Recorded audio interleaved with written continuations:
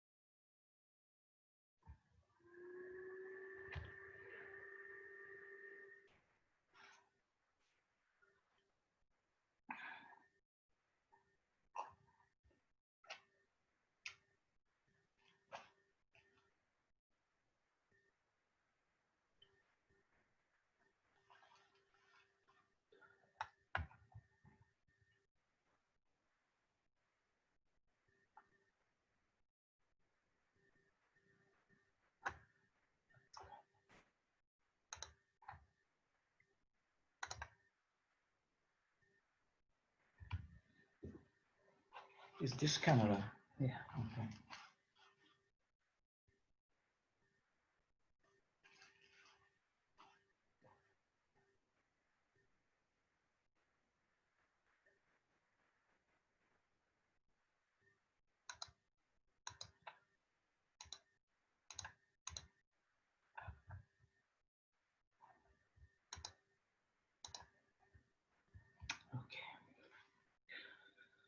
Namato Ratanatayasa. May I pay homage to Triple Gem, the Buddha, Dhamma, and the Sangha. My respect goes to my parents and my teachers. Hello, good evening, everyone. So today is a Saturday, the 22nd of August 2020, and this is Ajahn Sujan from Warapunya Meditation Center, Aberdeen, Scotland. So today is a special day. I have invited here Vinnie, who is our regular visitor at the center and a regular supporter. So just want to invite and interview and know something, what he has to share, just the different ways rather than just listening to me. So I welcome him. So can you introduce yourself a little bit? Yeah, my name is Vinnie. I live in Aberdeen for about 10 years now. I'm working in Aberdeen and practicing Dhamma and visiting the center when I get a chance. So it's this is a good opportunity for everybody to use this center in Aberdeen, and I'm taking that opportunity to associate with the community of Sangha and to practice the path of Dhamma to purify my mind and to develop a good karma. And that's the ultimate, every Buddhist's ultimate goal, to purify their minds and to do good things and to stop doing bad things. That's the whole purpose. So can you tell me where you're from originally? I was born in Sri Lanka. That's a small island, if anyone don't know, south of India. It's called Ceylon before, and Tambapani some time ago. So it's one of the main centers of Theravada tradition. While you were in Sri Lanka, did you go to any Buddhist schools or did you study any Buddhism? Yes, I studied in the biggest Buddhist school in Sri Lanka called Anand College. And so from my childhood, I was born to a Buddhist family and by birth, but it doesn't make you a good Buddhist. So you need to practice Buddhism. So actually, when I was in Sri Lanka, I didn't practice Buddhism, to be honest. And even though I was born to a Buddhist family, um, I went to a Buddhist school, but I was not practicing it properly. When you say good Buddhist, how would you define? It's the way you look at things. Like most of the people, they were Buddhist by birth, like birth certificate. They are Buddhist, and that's it for namesake. And they are not practicing, and they don't understand the core values of the tradition and the importance of the the the core teachings, and to take the advantage of this great Dhamma. And if you miss this opportunity, and you're going to miss this great chance forever. Now, when you say that when you were in Sri Lanka, you didn't practice Buddhism as you're supposed to be, and now you're living in Aberdeen, Scotland, and you said you've been here for 10 years. And do you think that while you're here, you have more opportunity to learn and practice Buddhism? Yeah, it's how it started was like when I studied in London. I studied in the City University in London. So at that time, I had the opportunity to visit Amravati temple in Hemel Hempstead, and that was the key to my change in life, actually, because accidentally one of my friends took me there, and then I was get more involved with the Sangha community in Amravati. It changes the way I see my life. So with that exposure, and it changes the way I look at things, and to realize what is the core values of this great Dhamma. So when you say it like that, what do you mean by Buddhism? Buddhism is it's not a religion. It's not an ism, like, all this a thing to wear as a badge. It's the way you think. It's the way you live. It's the way you practice and you purify your mind. It's a mind over matter game.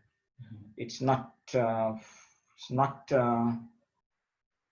if you think in a traditional way of a religion, Buddhist way of life is not something like that.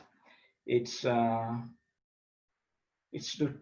to be simple, and to understand the true nature of things around you, to enjoy the true happiness, to see the universe and how we connect to each other.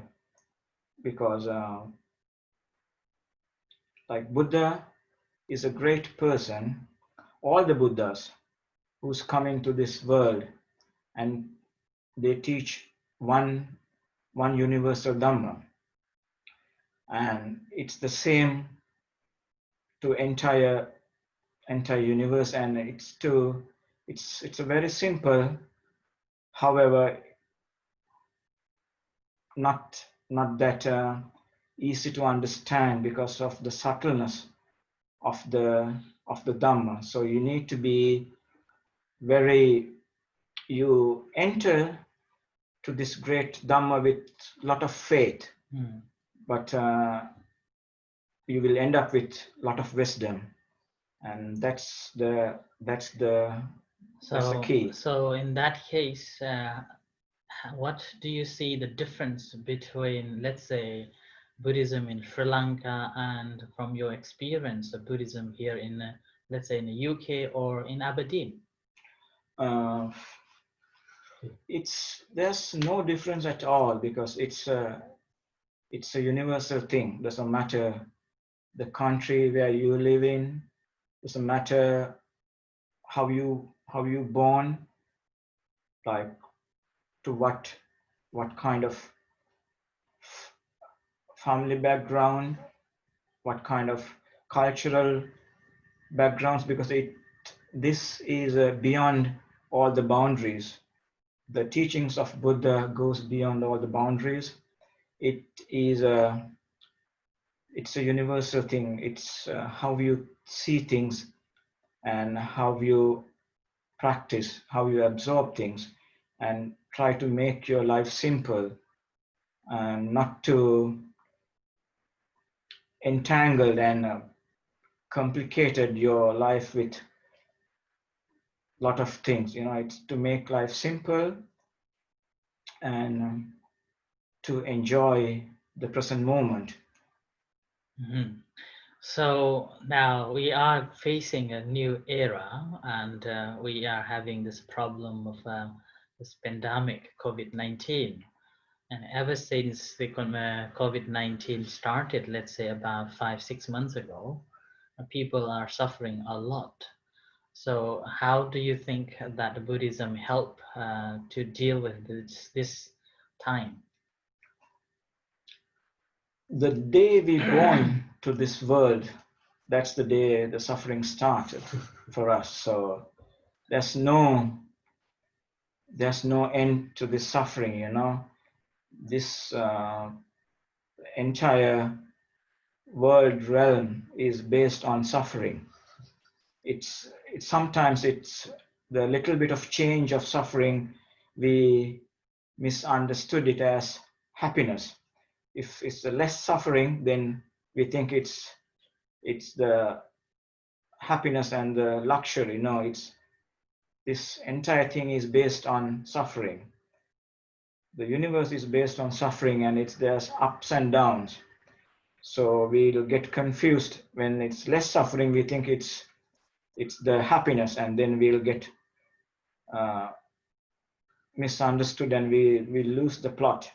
Mhm. It's based on suffering, and we need to realize that. So that's what the Buddha's teaching, to end this cycle of suffering and to find the ultimate bliss of nirvana. So here, just to let everyone who is watching to know that as you are aware that normally I give a talk every evening at 6:30, and I've been talking about different aspects of the Buddhism. And this is just a new test, a new flavor to you from different aspects of Buddhism in different ways from the householder. Okay, now you're always listening from the monk side. Now you're listening from the householder side. So now you can see what's the difference, And now again, would like to like you to explain a little bit on like Buddha's teachings that we can apply during this COVID-19 when everyone is just stuck in the house or in their rooms, cannot go anywhere, and they have to work from the home, and sometimes they feel much better, but now after living in a home and working from a home, feeling more stressed and depressed, not wanting to stay with their wives, not wanting to stay with their children, missing of an office. So in this situation, as a householder and also working from a home, how do you apply Buddha's teachings? And also those who are listening, watching, how would you know, uh, kind of introduce them that which kind of Buddha's teachings can be applied? It's quite simple, because we are used to things, and we, as humans, we try to make things complicated, and doesn't matter whether the COVID is there or not. Like whether we go to the office, we complain that okay, it's too much, you know. We are going to the office every day, and those days we complain, okay, we are working, you know, we are going to the office every day, you know, and we need to stay at home, and that's the happiness is there. And when you take a day off, that's peace of mind. And then now we are at home all the time. Now it's also, there's no happiness there as well. So now we want to go back to the office again. And so that's the human nature. Uh, we are strange creatures. People complain and we complain for sake of complaining. And we think to find happiness doing different things and changing our work patterns and changing the places, but it doesn't matter. Wherever you go, suffering doesn't matter. Does that mean that we should give up working? It's we, as a householder, you need to have some sort of work to get some money to survive. Otherwise, you cannot look after yourself and you can't look after your family. But nowadays, seems like not just for survival. Exactly, yeah. But yeah, it is. It's like, let's put it this way. You know, as householders, we are complicating things. We do a lot of things, and we don't make ourselves simple. We have a lot of commitments, and we expect a lot of things, and we overcomplicate it. Life is, you can have simple life, but we won't be happy with that. We won't, because our greed, and we want more things, and the craving, we always we want more and more, and there's no end to our craving. Doesn't matter. Okay. Uh-huh. Okay, so I just want to change the topic now. Can you tell us something about meditation as a householder? Householders, they can do different kind of meditation, like they can do when they are walking. They can practice, that's called in Buddhism Kayagata Sati, Kayanupassana, that according to their movements, they can meditate. When they are walking, they need to contemplate, to be mindful about the walk. And when they are sitting in their posture, sitting in front of a computer or sitting in front of a table and doing some other works, they can contemplate on that. And like if you are cooking, you can contemplate on that. When you are eating, you can be mindful. When you're drinking water, you can be mindful. When you have a cup of tea or coffee, you can be mindful. And you don't want to sit. Meditation means to be mindful in that moment. So it's not compulsory. You need to sit in a corner in the posture and sit for hours and hours. That's not meditation. You know, so it's part of meditation, but you can do, there's a lot of kind of meditations like anapanasati, contemplation of loving kindness, and contemplating on your movements. So there are so many, and contemplating on impermanence nature. It's a big broad spectrum of things you can do. So now, as we know, that meditation is getting so famous, particularly in the West. Meditation become like a cult, or becoming like fashion. Whenever something happens, then why don't you try meditation? And meditation has become a part of Western community now, which compare in the past, let's say 30 or 20, 30 or 40 years ago, it was complete alien. And now meditation becoming a part of the Western culture.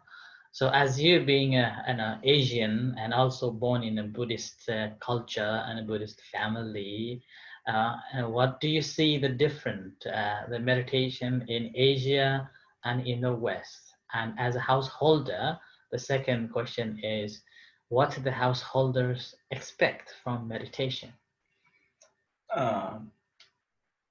Meditation, in a sense, it's good. Doesn't matter, like it's good for everybody, and doesn't matter whether in Asia or in Europe. It's a different way of thinking and different mindset, but the basic techniques are the same. But the purpose is different. See, in Asia, our purpose and in West is different, as different purpose of meditation. Yeah, that's the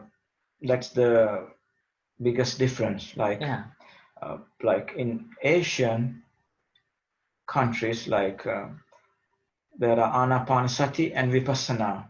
That's the two form of meditation, but we practice it for to purification of our mind and to find the ultimate happiness, the everlasting nirvana or the enlightenment.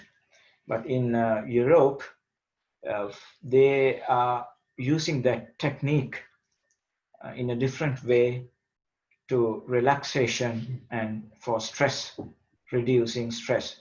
And it's a good beginning, like you cannot complain. It's as long as you can use it for some betterment, it's a good thing. But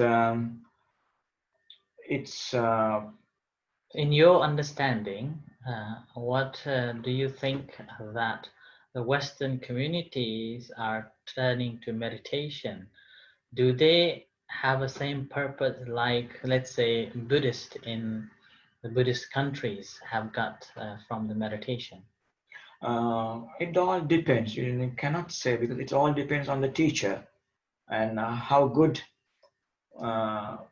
their understanding and what's their purpose. Like, as long as, like, if they have a good teacher, and when they realize, if they are wise enough, and if they realize the benefits at the beginning, so they can use it at the beginning to stress relief.